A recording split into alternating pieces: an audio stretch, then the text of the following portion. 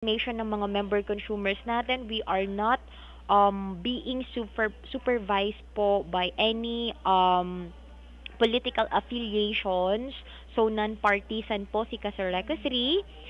Instead po, we are being supervised by, sabi ko nga, NEA. So, syempre, lahat ng activities na nangyayari sa national, meron din po tayo dito sa local. So, last August 2, i-share ko lang, meron tayong ginawang simultaneous lineman appreciation day. Yan, nagbigay-pugay tayo sa ating lahat ng mga technical workers, in particular yung lineman, sa sakripisyo na ginagawa po nila para lang po mabigyan tayo ng serbisyo ng kuryente. Although yung iba po hindi nila na-appreciate yun. Instead, nakakaranas pa po sila ng pangbabash or pangbubuli. So sana po bigyan din natin sila ng equal respect and bigyan din natin sila ng appreciation dahil nga po very delikado din ang kanilang ginagawang trabaho. Then, today po, there is a simultaneous line clearing. So, hindi lang Kasoreco 3 ang nagkakandak ngayon ng simultaneous line clearing. All of the 121 electric cooperatives are doing this. Then, dito naman po sa main office, yung mga employees na hindi siya sa technical, yan, nagkakandak po ng tree planting dito po sa parteng likod ng vicinity ng Kasoreco 3. So, bukas po, meron naman kami from 8 a.m. to 12 noon. Meron po tayong bloodletting program. So, doon po sa mga member consumers na nakikinig, kung gusto po ninyong mag-donate ng dugo, don't hesitate to join Kasoreco 3. Pumunta lamang po kayo dito sa main office, sa may assembly hall. Of course, you have to follow the protocol. Siyempre, you have to wear face mask and face shield. Siyempre, as ang pagkakaalam ko po, hindi pwedeng mag-donate yung vaccinated. So, kung alam nyo po na hindi pa naman kayo naabot ng vaccination schedule ninyo and gusto nyo pong mag-donate ng dugo, feel free to come here tomorrow, 8 a.m. to 12 noon. Then this coming August 23 po, we will be doing the third quarter employees birthday celebration. This is just a very simple celebration po. Siguro yung simple mask lang. Yan, kasi every quarter, we're still of course recognizing employees. Yan, Thanksgiving for their birth date. Then, this coming August 31, meron din po kami sa ayuda sa pandemya. So we have chosen the lucky barangays who will be given ayuda sa pandemya. This was determined by the MCO president. Yan, we have this organization, the member consumers owners empowered, yeah, ayan, on empowerment pala. Yan yung on empowerment. So, it was identified by the district representatives. Meron na po tayong mga district president kada distrito. So, sila po yung nag-identify kung sino yung mga beneficiaries natin dito sa ayuda sa pandemya. So, yan na po. Kung gusto natin ng mga detalles, ng mga updates, ng mga results sa ganap, yan. Follow nyo lang po, of course, ang aming official Facebook page. Yan, naglalagay po kami doon ng mga recent happenings and photos. So, gusto ko pong bigyang emphasis yung mangyayari mamaya. Mamaya po yung blessing and switch on. O, di ba? Blessing and switch on nung ating bagong 10 MVA substation dyan po sa may parteng Tupas proper na Buwa. Ayan na po. Sa wakas, mamayang hapon, mabibless na po at i-on na natin ang ating bagong substation dyan sa may Tupas na Buwa. For the information ng ating mga member consumers, meron tayong existing na 2 substation.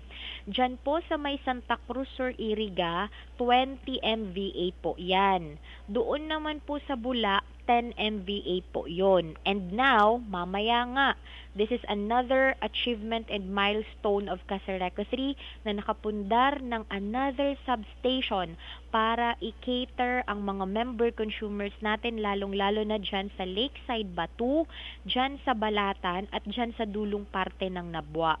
So, kung Kung nakikinig po kayo ngayon, 'di ba, nag-post po kami na this succeeding days, etong lalo na starting Sunday, sunod-sunod po yung mga announcement namin ng mga power interruptions. Maunawaan po natin kasi yun yung phase na nagkakaroon sila ng testing doon sa ating mga circuit breaker, nagkakaroon sila ng testing sa 69 kV line. Kung maaalala nyo rin, 'di ba, parang Saturday yata yun, if I'm not mistaken, yung si NGCP nag-announce din ng power interruption kasi tinap na nila yung tapping point dyan sa may San Francisco Nabua. So, ganun po talaga. We really don't want this to happen. But, please understand na hindi natin makikita, hindi natin matitest lahat ng anuman niyang kuryente yan kung hindi natin itatry. So, kailangan nating mag-conduct ng mga emergency power interruptions, which is ginawa nga namin madaling araw, thinking of the benefit nun sa mga member consumers, lalo na rather than gawin yun ng umaga or maghapon. So we prefer to do it like 3 a.m. in the morning until 6, then another schedule 3 a.m. until 7, and then kahapon pa meron pa pong mga on-off na nangyayari. So this is just isolated. Maunawaan natin na ginagawa lang natin to para nga matest na natin kung ano ba, smooth ba yung magiging flow, yung daloy ng kuryente sa ating 69 kV line at sa ating bagong substation. So eventually kapag ito po na run out naman or na-test na, yung test drive kumbaga mangyari na, and it result kumbaga successfully, so lahat lang naman po ito para sa ating mga member consumers. Opo, remember, it's so hard na maka-acquire ng another substation, but yet ginawa ng management ang lahat para madagdagan ng ating supply ng kuryente ang ating substation. Yun na nga, catering, Balatan, Lakeside, Batu. Alam nyo po yung sitwasyon dyan sa Balatan, mountainous, madaming punong kahoy, and very far na. So yan po yung nakikita nating pinakamagandang solusyon para po magkaroon kayo ng enough na supply ng kuryente. So mamaya na yan na hapon, kaya sobra po kaming excited dahil at long last, after ilang years na nag-construct tayo ng linya, after ilang years na nag-announce tayo ng mga power interruptions, eto na, sa wakas, ma-energize na at i-on na natin ang substation po dyan sa parteng Tupas. So, pwede naman po kung sinong gustong pumunta, you are all invited para po ma-witness ninyo. Alam niyo naman po si Kasir Rekisri, wala po every time na I do radio programs, wala po akong tinatago.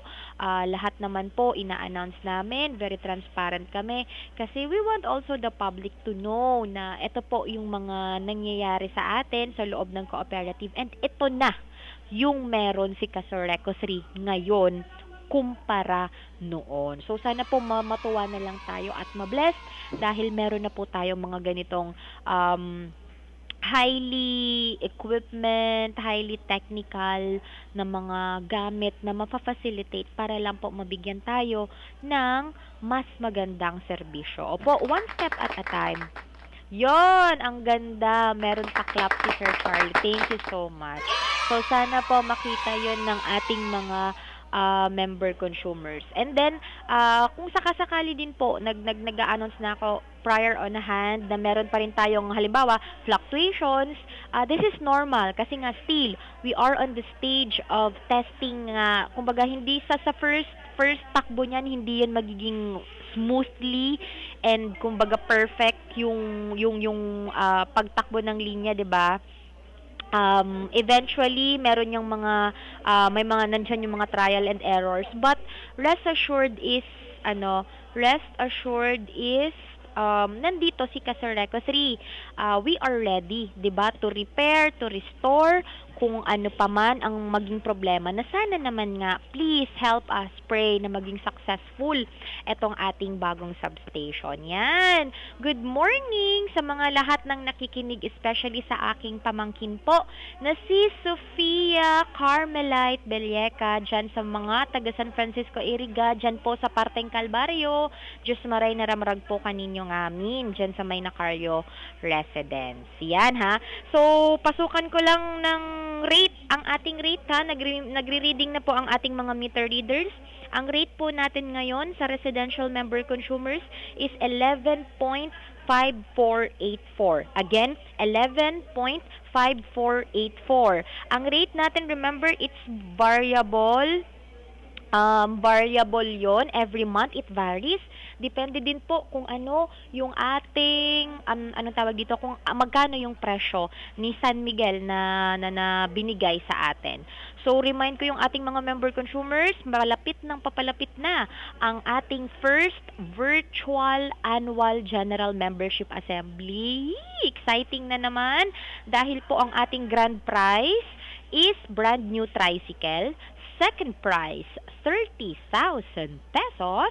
Third prize, 25,000 pesos and a lot more. So, lahat ng papremyo, cash prize. Madami kaming ipamimigay na papremyo. Yung pinaka-grand prize lang is tricycle. Yan. Sana maging,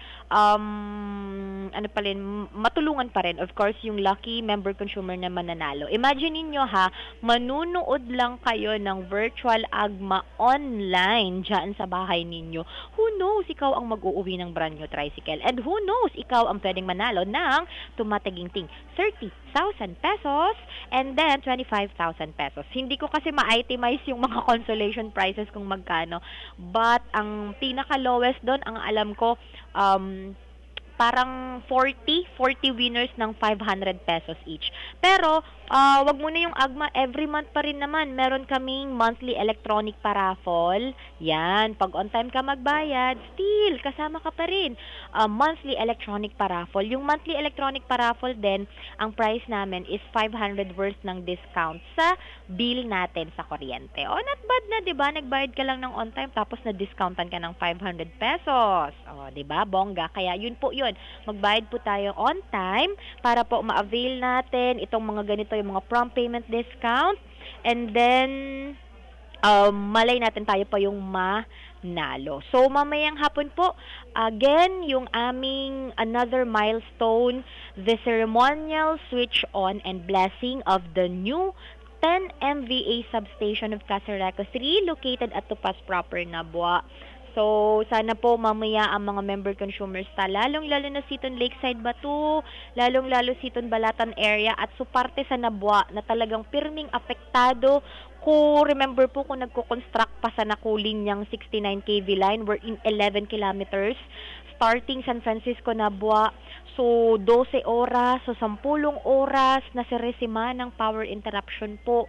Tanganing magibuta po adi, amo na po adi, tapos na, and iuunta na po. So, salamat ta, agko po kita arig na naman kading blessing, sadi ka na to, sadi ka sa Rekasri.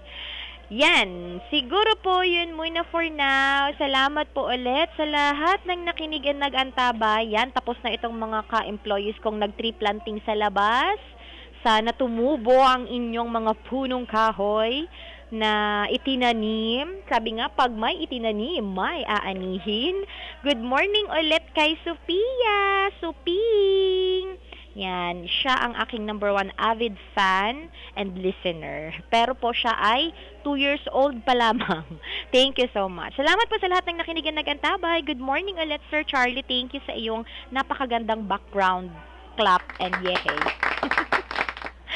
This has been Anruchi Nacario Eraula, of course, ng Casareco 3 para sa mga updates, ang programang Ang Bagong Tingraw. Have a safe day, everyone. God bless. Be safe and magpabakuna na po tayo. Bye-bye.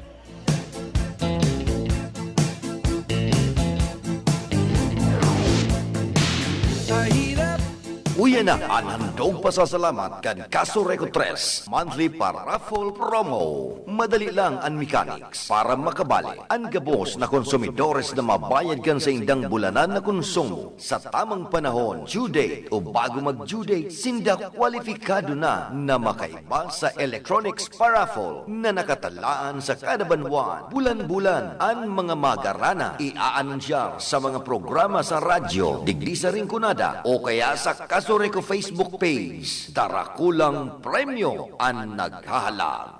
Abangan. The preceding program was a paid broadcast. Any comments, views, and opinions expressed therein are those of the speakers themselves and does not necessarily reflect those of the management and staff of this station.